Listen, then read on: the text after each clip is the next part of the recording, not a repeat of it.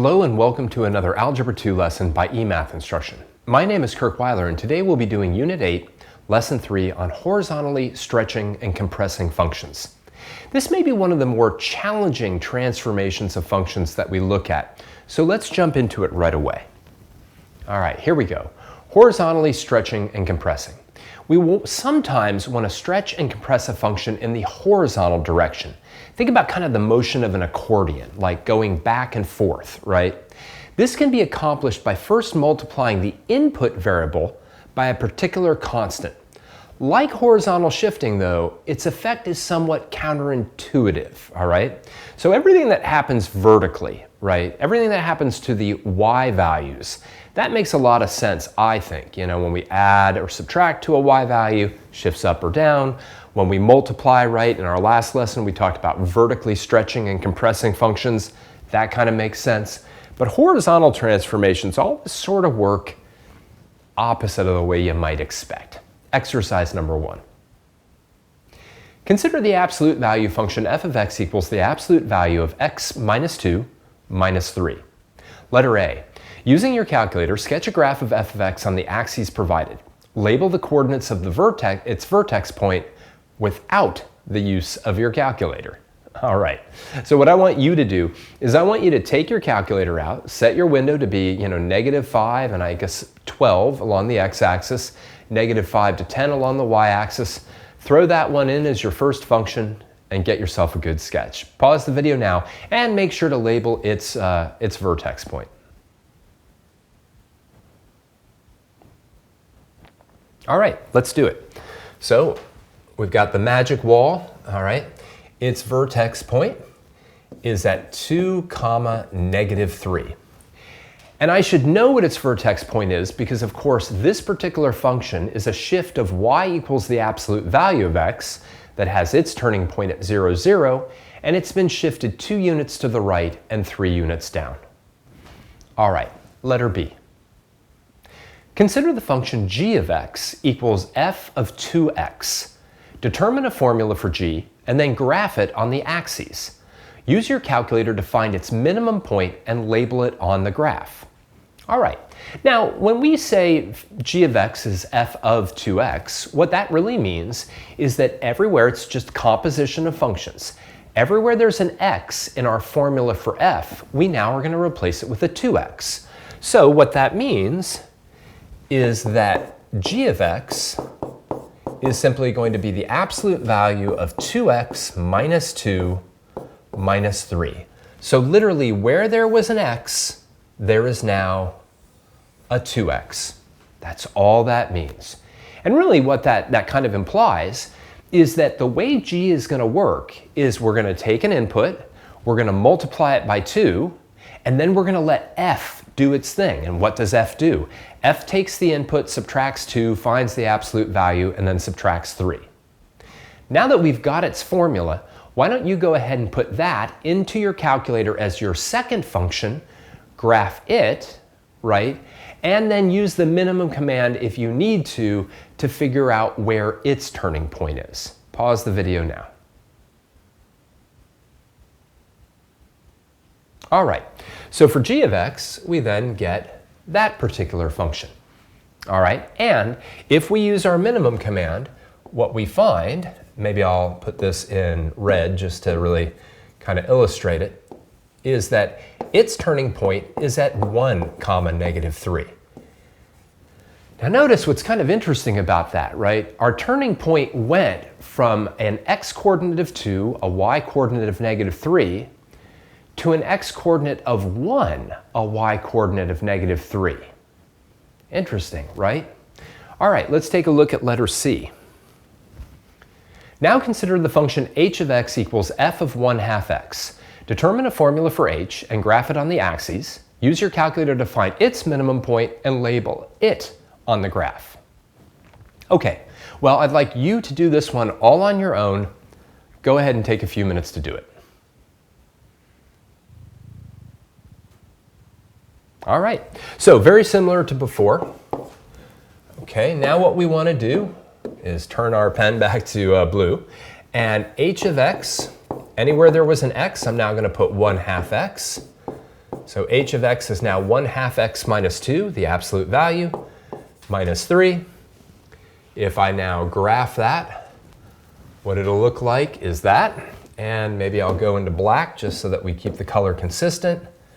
That thing now has a turning point at 4, negative 3. Now, just as the y-coordinate of any function is the sort of signed distance that it is away from the x-axis, the x-coordinate of any point is the signed distance it is away from the x-axis. And notice again what's happened here. When we first multiply x by 1/2, before we let the function do its business, that turning point now ends up being twice as far from the y-axis as the original one started, right? You might think, oh, it should be half as far, and yet it's not. It's twice as far. So, letter D. Summarize your findings below for each function. All right. So what I want you to do is just write down the turning point for f, the turning point for f of 2x, and the turning point for f of 1/2 x, and then we'll talk about it a little bit. Pause the video now and go ahead and do that. All right, let's do it. Let me just change back to blue real quick. We'll put them all in blue, right? F of x had a turning point at 2, negative 3. F of 2x had a turning point at 1, negative 3. And f of 1/2 x had a turning point at 4, negative 3. It's just nice to be able to really kind of see it there, right? And we can really think of it as what is happening to this particular point. So let's take a look at letter E. What stayed constant about the turning points? What changed? And how did it change? All right, well, one thing that stayed constant, obviously, were the y values, right? The y values didn't change at all.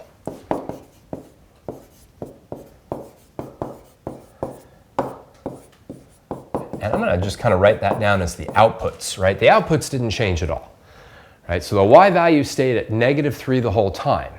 But then, right, the x values changed, and when our multiplying factor was 2, the x value became 1/2 as large, and when our multiplier was 1/2, the x value became twice as large, right? So it's a little bit trickier to say, but the x values changed when x was, when, let's say, the input was multiplied by 2, the x-coordinate,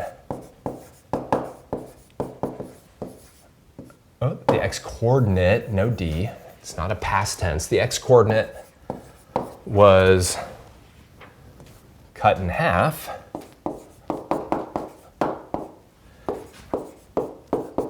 and when the input was multiplied by 1/2, hello, the x-coordinate was doubled. And that is very counterintuitive, right? There's this reciprocal relationship. When I actually multiply by 2, the distance that the graph was away from the x-axis was cut in half. On the other hand, when I multiplied by 1/2, the x-coordinate was doubled. And it's really kind of easy to understand. We're going to explore this, well, maybe not easy to understand, but we're going to explore this a little bit more in the last exercise today. But right away, let's talk about it, right? Think about this. When we have something like this, g of x equals f of 2x, right? We are literally, the function f takes an input and it does something to it, right? In this case, it takes it subtracts 2, finds the absolute value, and then subtracts 3 from that. All right, but that's just the action of f on its input. If we get to multiply the inputs by 2 before f even gets to act on it, then all the inputs can be half as large in order to get the same result. So an input of 1 first gets multiplied by 2, and then f gets to act on the 2 instead of the 1. And the reverse is also true. When we originally multiply the input by 1/2, then all the inputs can be twice as large to have the same effect through the function f. So let's try to summarize this. All right, horizontal pattern. The horizontal pattern for stretching and compressing works in a counterintuitive way, sort of like the horizontal shifts. Let's take a look. Horizontally stretching and compressing functions. If k is greater than 1, then f of x times k is a horizontal compression of f of x towards the y-axis by a factor of 1 over k. Let's talk about that for a second. Right, this is the easy one. So in the last exercise, when k was equal to 2, right, something greater than 1, then f of 2k was a horizontal compression of f of x towards the y-axis by 1 over k, or 1/2, right, by its reciprocal. Now if k is between 0 and 1, then f of x times k is a horizontal stretch of f of x away from the y-axis by a factor also of 1 over k. Because 1 over 1/2, 1 divided by 1/2, is 2. Okay? So basically what's happening is we're getting the reciprocal of whatever we have. If we multiply by 5, if we multiply x by 5, we're compressing by 1/5. On the other hand, if we multiplied by x by 1/5, we would be stretching by a factor of 5. Okay? Let's take a look in exercise number 2 and really try to hammer this home with a quadratic function. Consider the quadratic function f of x equals x squared minus 12x plus 20. Letter A, determine the coordinates of its turning point by using the equation for the axis of symmetry x equals negative b divided by 2a. All right, so what I'd like you to do is use this formula to figure out the x coordinate of the turning point, take that, substitute it into the equation, and figure out the y coordinate of the turning point. Pause the video now and see what you get.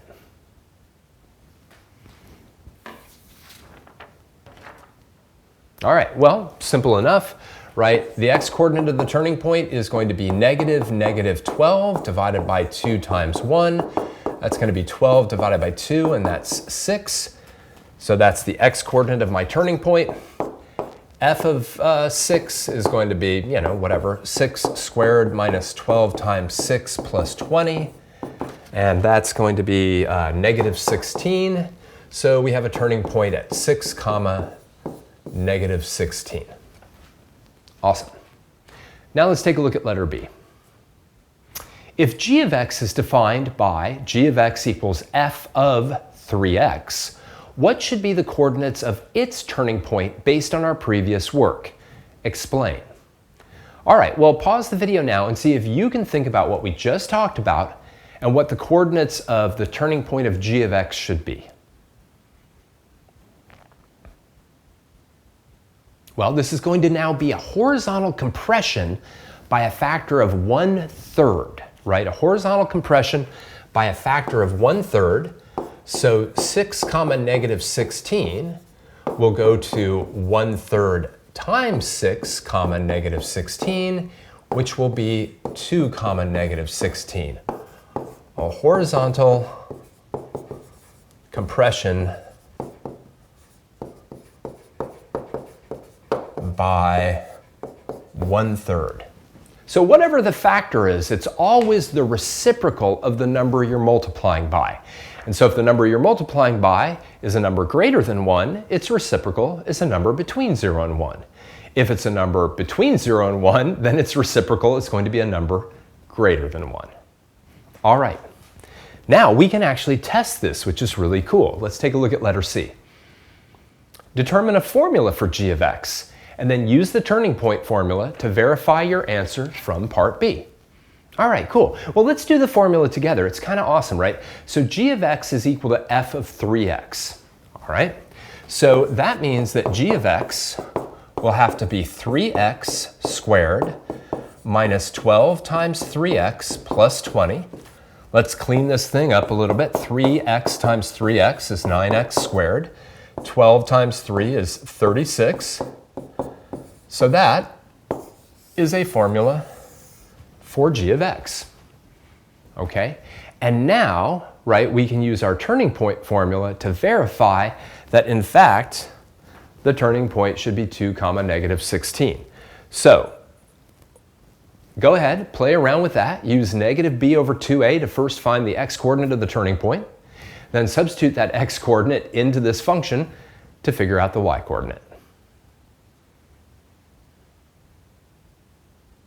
All right, well, let's do the first part together. Let me extend the page a little bit. So we know the x-coordinate of the turning point will be at negative b divided by 2a. That's going to be negative 36, all divided by 2 times 9. That's going to be 36 divided by 18. And that's going to give us a turning point at x equals negative 2. Look at that. Now, let's verify that the y-coordinate is going to stay the same at negative 16. And to do that, of course, all we're doing is doing g of 2, which is 9 times 2 squared, minus 36 times 2, plus 20. And that, of course, is just arithmetic that you end up working out on the calculator. And in fact, what we find is that that is, in fact, negative 16. Right? Which is kind of awesome, because it really verifies what that we saw in those previous patterns. The turning point, and really any other point that undergoes this transformation, will have all of its x-coordinates multiplied by 1/3, or if you want to think about it as divided by 3, that's great as well, but the y-coordinates don't end up changing. Finally, letter D. Show that the y-intercept for both f of x and g of x are equal. Why does this make sense from a horizontal dilation perspective? So again, now we're dilating. We're stretching and compressing relative to the y-axis. So we're doing this horizontally. Okay? We have a formula for f. We have a formula for g. Calculate both of their y-intercepts. And then think about why the intercept wouldn't change under a horizontal dilation. All right, well, it's simple enough, right? The y-intercept is the output when, the input is 0. So I have 0 squared minus 12 times 0 plus 20, and that's all equal to 20. G of 0 is 9 times 0 squared minus 36 times 0 plus 20. Those two first quantities are 0, so it's also 20. Right? And of course, that makes sense in the same way, remember from our previous lesson on vertical stretching and compressing, the x-intercepts didn't change. Here now, the y-intercept doesn't change, and that's because, right, the distance from the y-axis is equal to 0, so multiplying this by any number, and I'll actually call it by any factor, still gives 0. So it's kind of cool. When we vertically stretch and compress a function, the x-intercepts don't change, right? The function gets kind of planted at those zeros. When we horizontally stretch and compress a function, then what happens is that the y-intercept stays fixed. Okay, let's take a look at one more problem. Exploring the horizontal pattern. I'd like to explore this a little bit more, even though we talked about it a bit.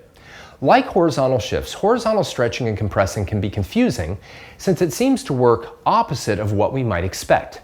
We can get a better sense by looking at a particular example graphically. So no real formulas, just a graph and then a formula that relates the two functions. Let's take a look at exercise number 3.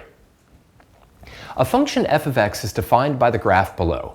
The function g of x is defined using the formula g of x equals f of 1/2 x. Answer the following questions. Letter A. Using the definition of g of x, evaluate each of the following and state the point on the graph g of x that each represents. So let's do it. Let's do the first one together and then have you do the rest of them on your own. I want to know what g of negative 8 is. To do that, I'm going to just use this relationship. G of negative 8 is f of 1/2 times negative 8, which is f of negative 4.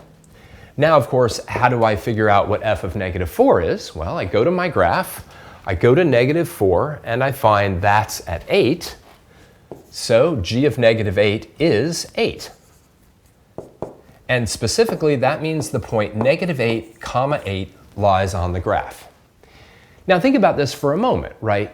The original point was negative 4, comma 8. And on the transformed function, it becomes negative 8, comma 8.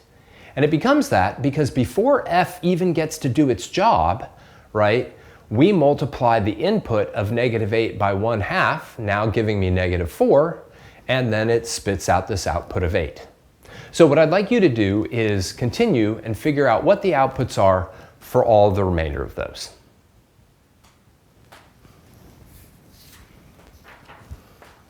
All right, well, g of negative 2 is going to be 1/2 times f of negative 2. So that's going to be just f of negative 1. F of negative 1 from the graph is easy enough to find. That's negative 4. And that means the point 2, comma negative 4 lies on the graph. G of 6, maybe I'll just go down vertically, is going to be f of 3. F of 3 from the graph is equal to 0, and therefore 6, comma 0 lies on the graph of g. G of negative 4 is f of negative 2, and f of negative 2 is equal to 0 as well. So the point negative 4, comma 0 lies on the graph of g. G of 0 is equal to f of 1/2 of 0, which is just f of 0. And that's negative 3, so 0, negative 3, and an appearance by our red pen. And finally, g of 10 is going to be f of 5. That's equal to 2, so that's the point 10, comma 2. Okay, right? And again, what's really cool about it is you can really see it here. Every value of x for g, I can double and yet get the same output that I would have gotten for f, because because this definition then takes the input, multiplies it by 1/2 before f even gets to act on it. Okay. So now letter B, graph g of x. How would you describe the graph of g of x compared to that of f of x? So take all of those points that we just did, plot them on here, right? Graph it, and then see if you can put down into words what we have there. Okay, well, it's simple enough, right? To just sort of put it in there. There we go. I'm like, I know it's going to show up. There's g of x. Again, here originally we had negative 4, 8. Now we have negative 8, 8. Maybe one down here where we had negative 1, negative 4 is negative 2, negative 4.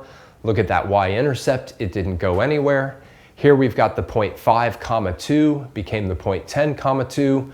So all points on g of x are twice as far from the y-axis, not the x-axis, but from the y-axis as those on f of x.